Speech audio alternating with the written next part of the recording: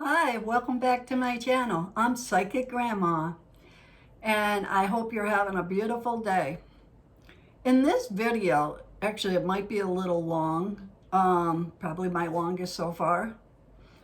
Uh, it's going to be a hard video for me to talk about because it's very personal and I'm going to really open up to you all. Um, I'm not talking about myself just to talk about myself because this is going to be difficult. I'm doing it to explain something, to, well, because life is hard right now with everybody these days. But even if we weren't going through all this, even, before 2020 or whatever, 2000 and, yeah, people always have rough times, right? And what I like to call it is many people, many been to hell and back. And what I mean by been to hell and back is like they had a very, very difficult time, probably had some trauma with this difficult time, and it felt like hell. And it felt like it wasn't going to be over with, or you couldn't even see the light at the end of the tunnel, right? So I like to call that, to hell and back. And to be really honest, and I'm going to talk freely about myself, some personal stuff that I've been through, only so then you can make it to the other side and that you're not alone and that I can relate with some people. And I have the compassion for the people because I've been to hell and back.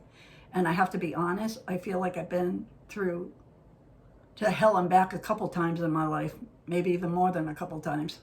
But I want to say, embrace your, embrace your spiritual beliefs. Please, if you're going through a hard time now, embrace your spiritual belief. Don't pull away. Don't back off. Don't put your anger towards God or your higher power, because He is with you all the time and He is there just waiting for you to ask. Okay? And I don't want to make this video like religious wise, I'm very, very spiritual. And that helps me with my psychic and my medium, because like I said in a video before this, it all connects. So I've been thinking about like very difficult times. I did have some trauma in my life and I get triggered every now and then. And like the other night, I could not sleep because all these things were running in my head about my past, right? These difficult times. And I don't know why, but I did. And then I was excited because I'm like, ooh, I can use this as a video, right? So I think God was showing me, like, put it out as a video. And I kind of hesitated a little bit because it can be very personal for me.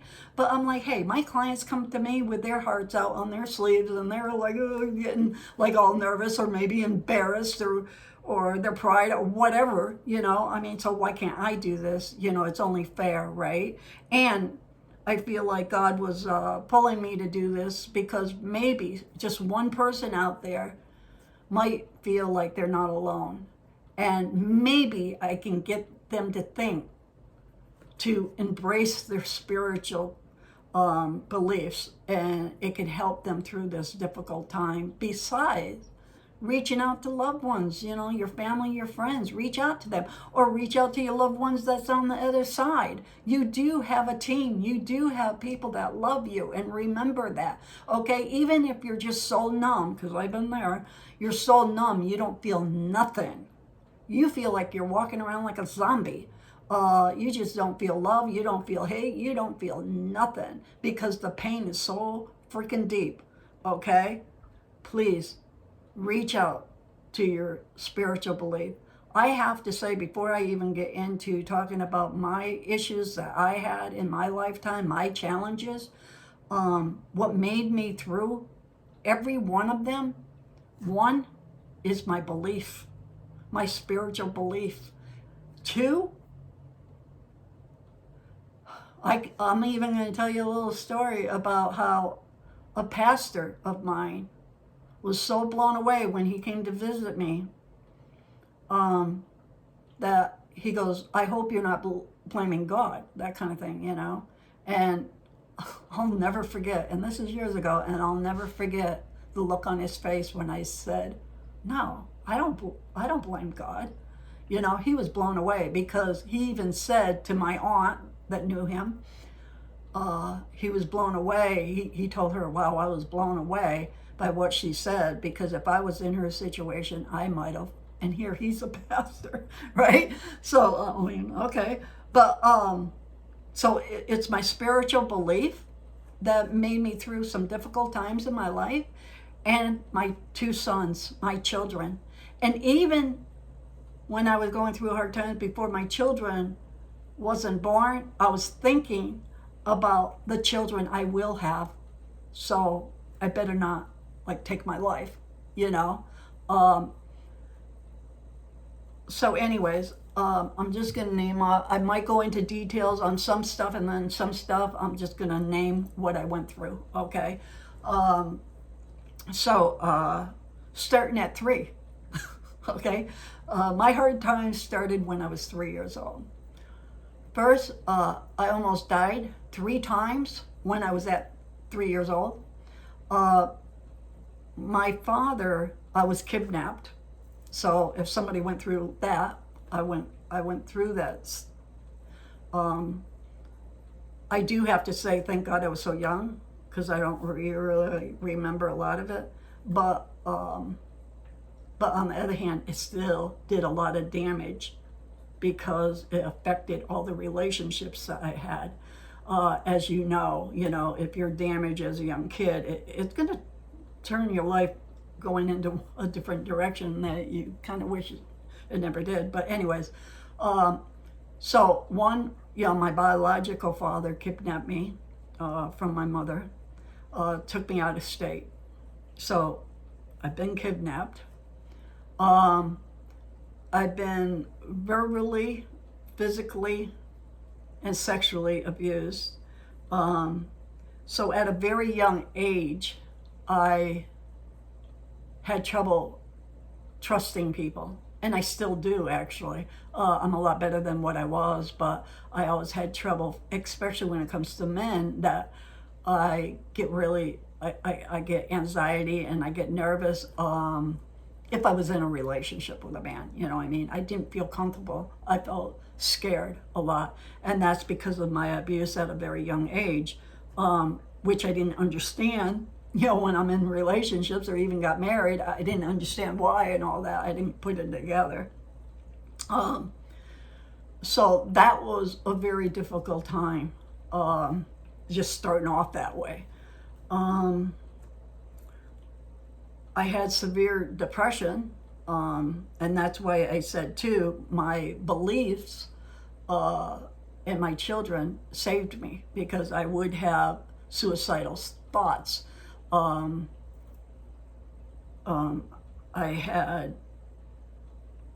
remember when I was 16, and my mother remarried, okay? I had a lot of learning disabilities, for number one, reading wise, spelling and all that, because of my hearing, which nobody knew. So I always felt dumb. And then I always felt ugly. And I think that was coming from my childhood too. And then when my mother remarried, I was 5 when my mother remarried, so my stepfather. But he was very, very strict, okay? And he would even torture us in the sense of let's say my mother made a pie or a cake, he would stick it in the refrigerator and tell all of us kids, do not touch this. So he would wait to see who's gonna, like he played head games with our food in that sense. So he wanted to wait and see who would touch it first. And that started off with that I started having food issues. Okay. I was always afraid I wasn't going to have enough. And I think besides that, with my stepfather, it was because of my biological father too. When he kidnapped me, he had me for a year. And he had me in a crib at 3 in his bedroom. He was a serious alcoholic. He abused my mother before he even left, and I won't go into that because that's her personal business. Even if she is now in heaven, I'm not going to say anything. But anyway, so you can just imagine, okay? So like I said, I almost died 3 times. One time, he never told me why. He wouldn't get into it, so I think it's pretty bad. One time it was because I was in back of the station wagon and we had a leak in the exhaust system, so he had to rush me to the hospital. And then another time I had a really, really high fever, and that's what caused my hearing loss at 3 too. And then another time I almost died, but he won't go into it, and so I don't think I even want to know. So okay, so all that with my biological father and stepfather. Let's see, so it was very hard. And then we moved every year when my mother was married to my stepfather, almost every year. Got pulled out of school, went to a new school, went back to that same city, and everybody said, oh, she's back again. Yeah, it was very hard to get, keep friends. And it was very hard in the learning ability too, because especially if you had a serious hearing problem that nobody recognized, it was really, really hard because one school would be like ahead, and then I would go to another city, another school, and we already did all that. So then I would get bored, and then I would forget, and then we would go back to this one, and they're way ahead, and then I felt real stupid because I couldn't keep up back and forth like that. So anyways, that was a little tough. And then I had a couple marriages that failed, and for some reason I have a lot of 3s. All that happened to me. I almost died when I was 3. I almost died 3 times. And then around the 3rd year of my marriage, it ended. I don't know why, both marriages. So I don't know if I did that to myself or what, because a lot of times I had trouble because of my abuse and stuff like that. I had trouble feeling like what love is, and I always was looking for it, but I never felt it. And even when somebody told me they loved me, I didn't believe them. If I was in a relationship, I just, because I didn't feel it, so I didn't believe them. And if I thought that they were going to be dumping me, I would dump them first. I would run, trying to save myself or something. But sometimes I think I made things worse. But whatever. That's how you learn, right? The growing process. Okay. Then I lost a baby. I was full term, had a stillborn. I was only maybe 4 to 7 days before my due date, and the baby died. It was the first time I was pregnant. So I lost a son. So I know how that feels, and I'm so terribly sorry for anybody who lost their child. It's not easy. And that was a very difficult time for me, really difficult. But I leaned on my faith, okay? And then I leaned on hope for my future kids. And then, and then I had a miscarriage after that. But then later, God gave me a gift, and He gave me 2 sons. So I lost 2, but I received 2, and that's a good blessing. And then I had my youngest son, father, commit suicide. That was really hard. My son was only 18 months old when this happened. I was really severely depressed. Um, I even started drinking, which I was never a real big drinker, but I started drinking peppermint schnapps. Actually, I can't even stand the smell of it now when I stop to think about that. But anyways, so I went through a very difficult time there too. So between two divorces, a child, and then a committing suicide, and then one of a young man that I was dating. He was such a beautiful soul. Died instantly in a car accident. So I lost him. Um, and then I've been homeless too. Yes, me and my two kids were homeless in the winter, living in the car. It was freaking hard. Um, I even had somebody says, maybe you should put your kids up in foster care. I couldn't do it. I'm like, no, because I always heard stories. Once you do that, it's hard to get them back. And I kept looking at my kids, and I would say, hey, as long as we're together, that's what matters. I kept telling them that. I did make a mistake with my kids in the sense of like, I felt like we were a team, and I kind of treated them that way more than say a mother. Like sometimes I would have them say, okay, what should, like help them. I wanted them to feel like they were a part of the challenge. You know what I mean? Like they had a choice. A lot of times I already made up my mind, but I'll say, what do you guys think? Stuff like that. What should we do or whatever, So, I mean, and we went through more of a difficult time than I could tell you because my kids were at that age where they were, how teenagers can be anyways, young teenagers. Uh, Actually, my sons were a little bit younger than teenager. Well, one might have been. But, I had a really hard time with one because he was just so angry, and I don't blame him. It was rough. I don't blame him. But they always took it out on me. And I always understood that because I know I'm their mom and they know I would never do anything to let them go. So they felt safe to take their anger out on me. But at the same time, it didn't make it easy. It was really a challenge. But we made it through it. You know what I mean? So I've been kidnapped, I've been sexually abused, mentally abused, and physically abused, and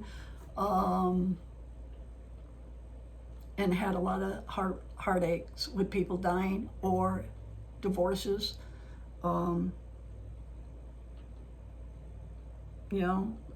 losing a child.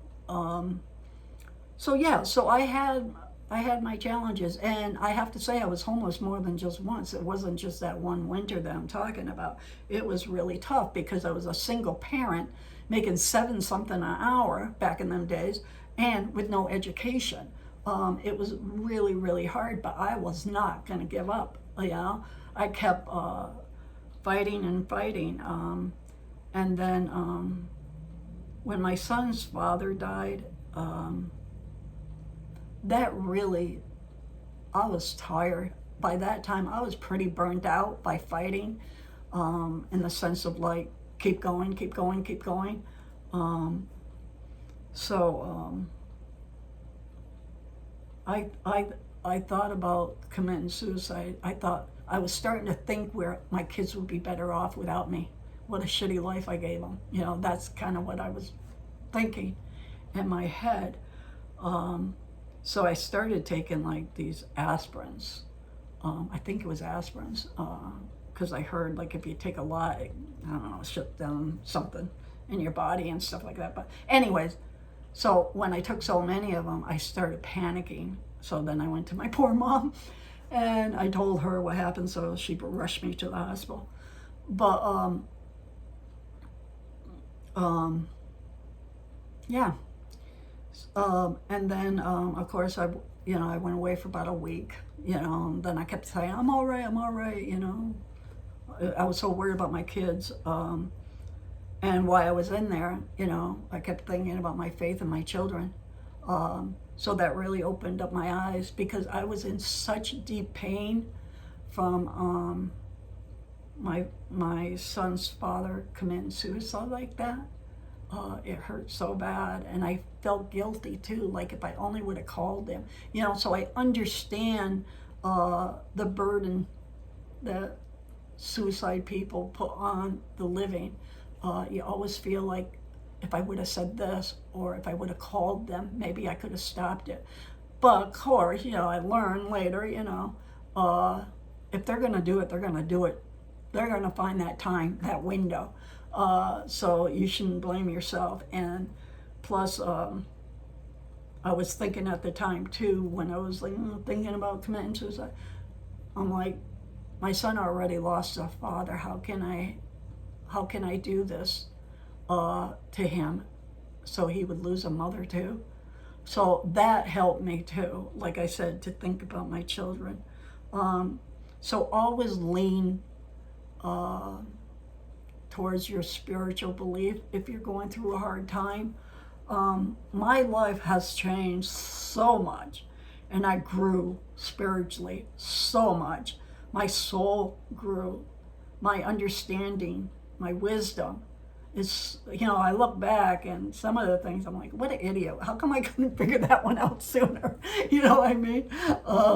But hey, we're all on our journey, right? And we're all living our lives the best we can. And I really believe personally, unless it just makes me feel better about the whole situation, but I really do believe in my soul that God put me through that since I was 3 years old. And it was a struggle from then. It was, really a struggle. I was out on my own at 16, because of my stepfather. We had a better relationship when he got older, but as teens, everybody had to move out. But anyway, he did not like teens. But, and I was never the type of kid that would steal cars, get into all that. I was very quiet and shy actually, but he just had an issue when it starts coming the teenage. But he treated me a lot better though than some of my siblings. I won't go into that, but I think that made me feel guilty too. But so anyways, what was I saying? So anyway, life can be hard. Oh yeah, thank you. So what I was saying is, I think God put me through all these challenges, all these different experiences, so my soul could grow. But then, because He knew He was going to use me as a medium, so I would have these clients come to me, and most likely I've been through what they've been through, because I've been through so much. I might have even forgot some stuff that that I might have not mentioned.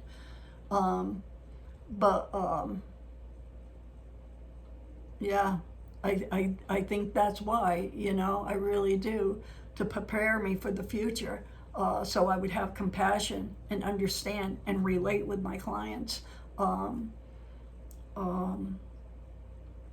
That's why if somebody says, psychics and mediums, they're not real, they're from Satan, whatever, that's why it kind of to be honest, pisses me off, because I've been through hell and back a couple times in my life, and I feel like I went through that journey so I can help my clients, and so I feel like my heart is pure, and I really come from a concern, compassion place for my clients. Because of what I've been through myself, I can relate. I would never play tricks or lie with my clients. Never, because I understand. I lost my mother. These are other hard times. See, I did forget. I lost my mother, my sister, and my aunt in the same year, before the year was even up. 9 months, they were all dead, right? And then I lost my stepfather a year before that, which I did love him. He ended up being a good guy, and he took on, I have a lot of respect for him, because my mother had, I believe, 4 kids when she married him, and he took it on financially and everything. So he was very strict on the beginning, but he softened up the older he got, and we loved him very much. My children, his grandchildren, loved him. He would have them shave them, you know, and all this stuff, and play, you know, monster games with them. He was great with the kids. But anyways, so I just want to throw that out, that if you've been through hell and back, please lean on your faith, please, and lean on any friends, family, your loved ones on the other side, your children, whatever. Lean on somebody. Let them know, okay? Don't hold it all in. I just want to wish everybody a beautiful day, and I hope this helped one person, just one person, because that was a little tough to do, to be honest. I don't like to think about all them bad memories, but we all have them, right? And we all have to face them, and it's okay. Growing pains. Okay, please pass that white light forward. I love you all. God bless. Have a beautiful night or day whenever you get to watch this video. Talk to you real soon. Thank you for your time. Seriously, thank you. Bye-bye.